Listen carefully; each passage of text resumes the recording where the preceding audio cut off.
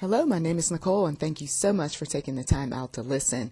Today, I title this message, Let the Matter Drop. Let the matter drop. There are those individuals who have a way of keeping matters going. You have a problem with someone, and you address the issue with that someone. But the people who you talk to about the issue regarding the person who was once your foe, they don't want to let the matter drop. Another example. You witness two people arguing, their family members. One of the family members comes to you and talks to you about an issue. And then, over time, the two family members get along again.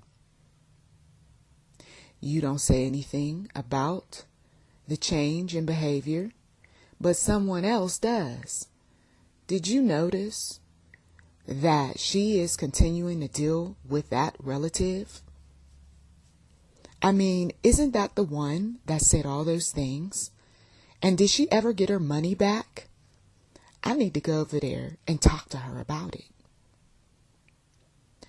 Another example. A couple is talking about some family-related issues. And the spouse says, well, you know, she never gave you anything. I mean, why do you even bother dealing with her? And the next time when you see her, you should ask her, why is it that she has no problem taking from you? But when she has money, she can't acknowledge your birthday or any other holiday. I mean, all these things you do for her. So the spouse, the generous one, says, well, we squashed a lot of that, and she admitted that she doesn't have much, and that a lot of what she had been telling me over the years, well, she just exaggerated. So we shouldn't expect anything from her. Well, says the spouse, I think you should at least get something from her. Enough already. I'm not going to keep going down that path of talking about what she could do for me. And I wish that you would just drop it. Okay? So you've been given some examples of how people will keep things going, even though you or someone that you know has said, this is it. I'm done with it. I don't want to keep talking about this. Every time I am going through maybe a little bit of a challenge with this person, you always want to bring up, all these past issues, and those issues are dealt with. So just quit doing that to me. Okay. God will move on us to have peace with individuals, raise the white flag. And sometimes the people around us have not been updated on the change that has occurred in us. No, I'm not holding any grudges any longer about this issue. No, I am no longer feeling discontented. No, I am not going to keep approaching him or her about past grievances. This person is no longer in my life, so I choose not to talk about this individual. I wish that you would stop bringing up all of this stuff to me. I wish that you would stop telling me I should get this from her or take that from him, and remind these people about all of the things that they did to me. I just wish that you, being my friend or being my partner or whatever this person is to you or to someone else, I just wish that you would just quiet down about all of these things, because now you're turning into a foe, or you are offending me, or I'm starting to question, what is your obsession with bringing up these matters to me? I mean, do you want me to stay away from my family? Is this an attempt to isolate me from my family? Is this the reason why you keep bringing up these things? Okay. A lot of times for some of these individuals, the isolation or the demeaning behaviors or the criticism and so forth was already taking place in subtle forms before major fallouts took place. Okay. There is this power and control that takes place with some of these people who are troublemaking while they're accusing other people of being troublemakers. These are individuals who tend to act like gossips. Okay, they like to talk about past issues, and rather than let you grow from past grievances and so forth and move on with your life, they like to keep you angry with individuals that have offended you. They like to keep nitpicking and fault finding, and they are the types of folks that if you were in a boxing ring, they would be in a corner telling you, yeah, you just plummet that dude, right? You get out there and you just tell them, you show them, you know, this type of thing. Okay. And so if you allow these individuals, or if you know of someone who's doing this, if they continue to allow these negative folks to keep provoking them, whatever God had in store for that next meeting with a family member or friend is going to end up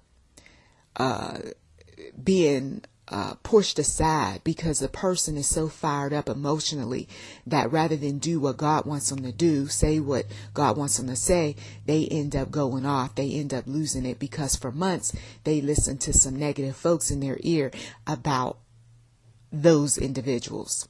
Okay.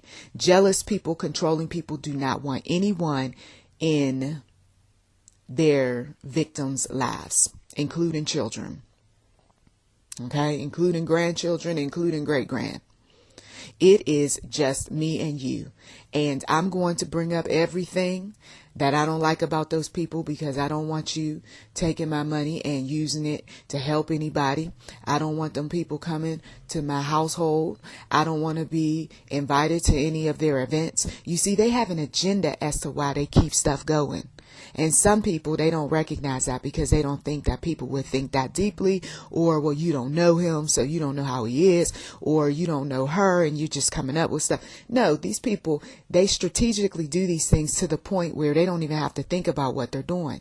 They're good at manipulating other people. They're good at controlling other people. And they know how to take disputes that their partners, mothers, cousins, whoever, and amplify them in such a way so that there is no peace, there is no unity, there is nothing but more drama.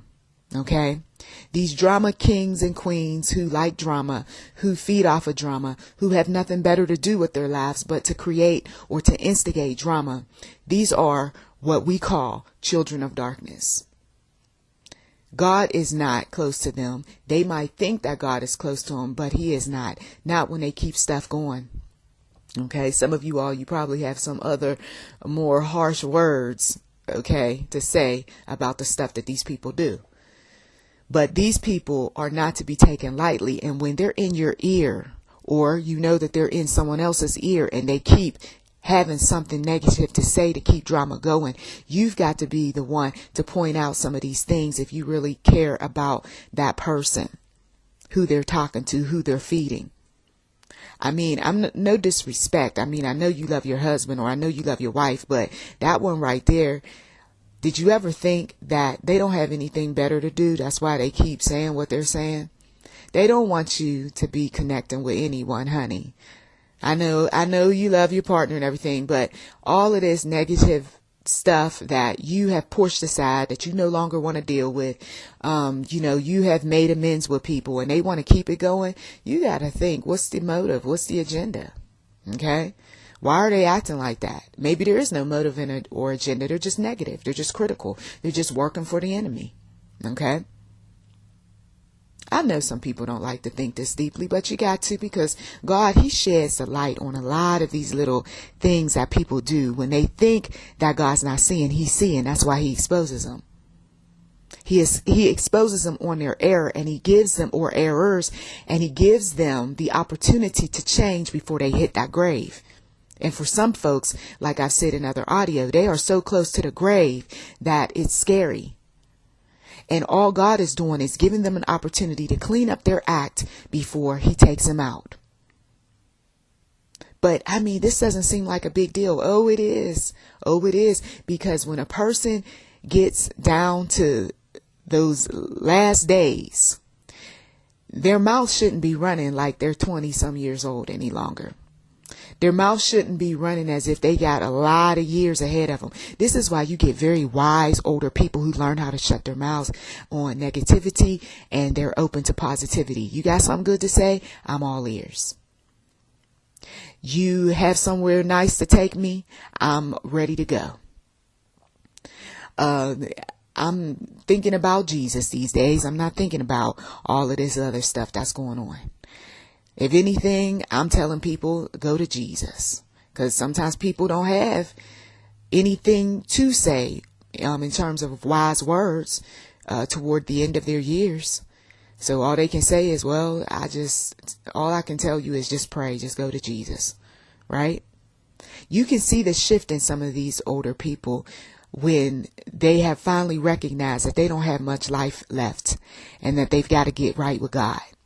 Now, younger people think they got all the time in the world. And so they'll continue to keep mess going. Some of these gossips and drama queens and liars and manipulators and greedy folks, and stingy folks.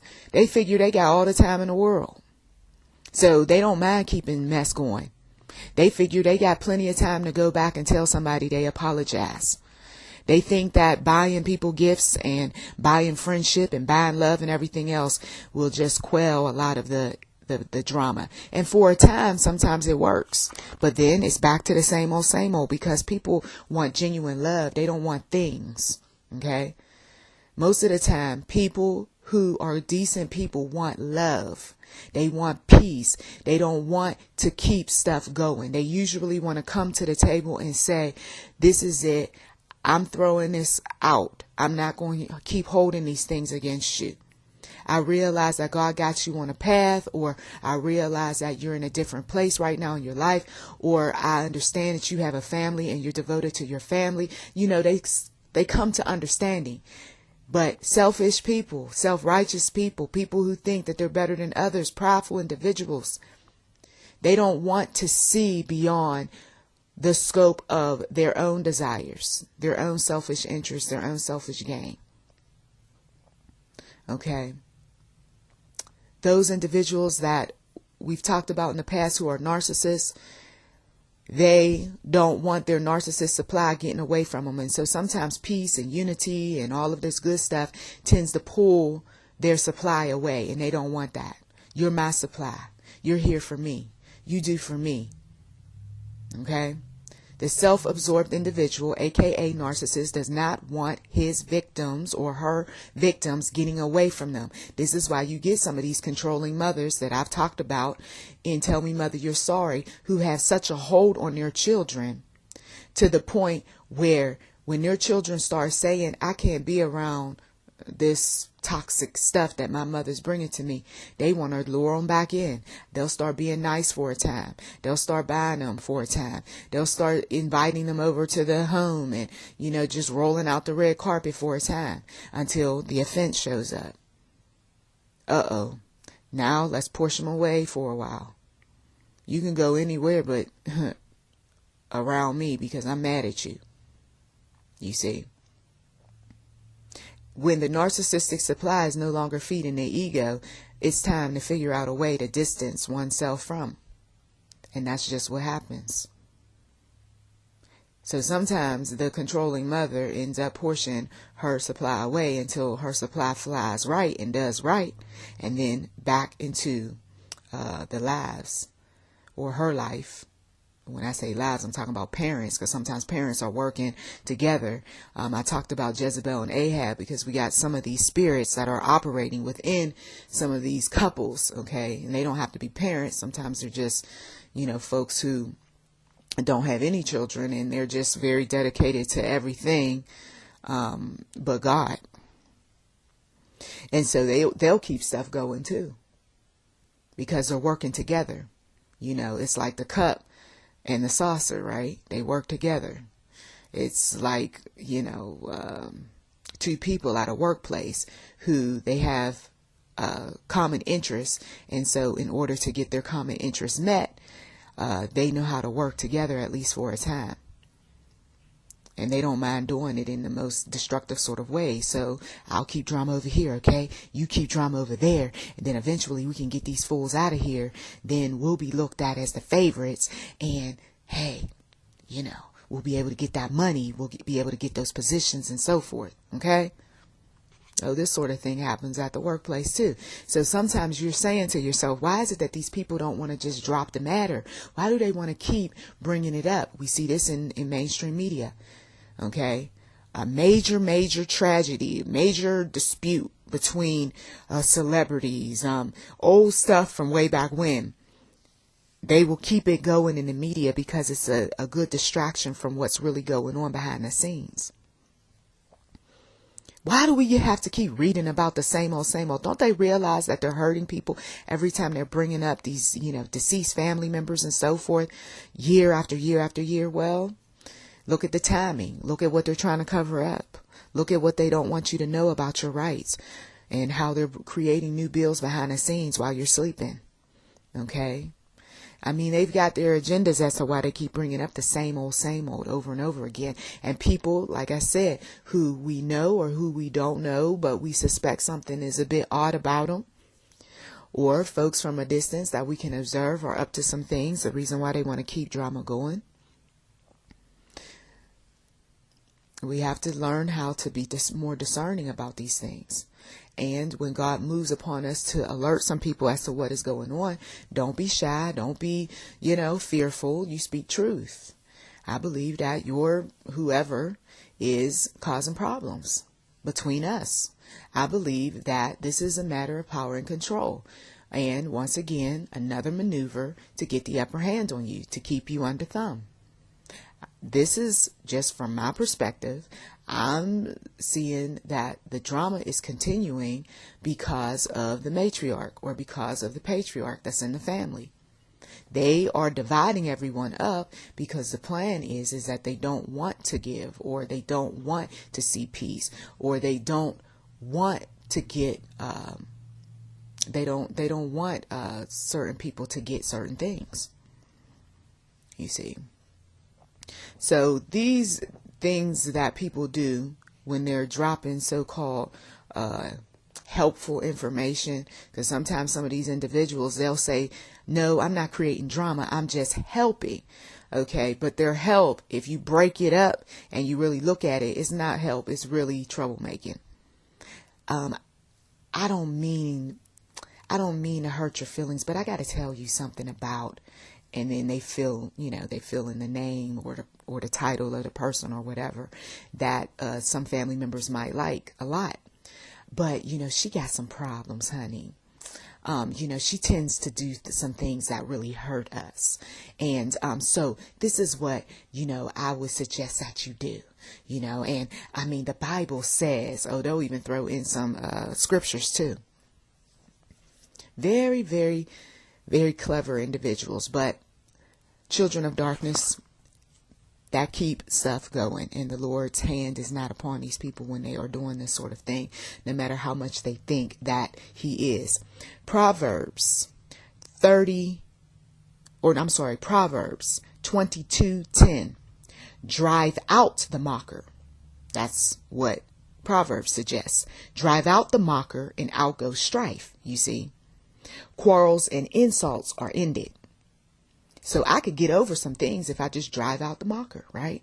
I can be able to just end this strife that's been going on if I just keep the mocker out of my ear.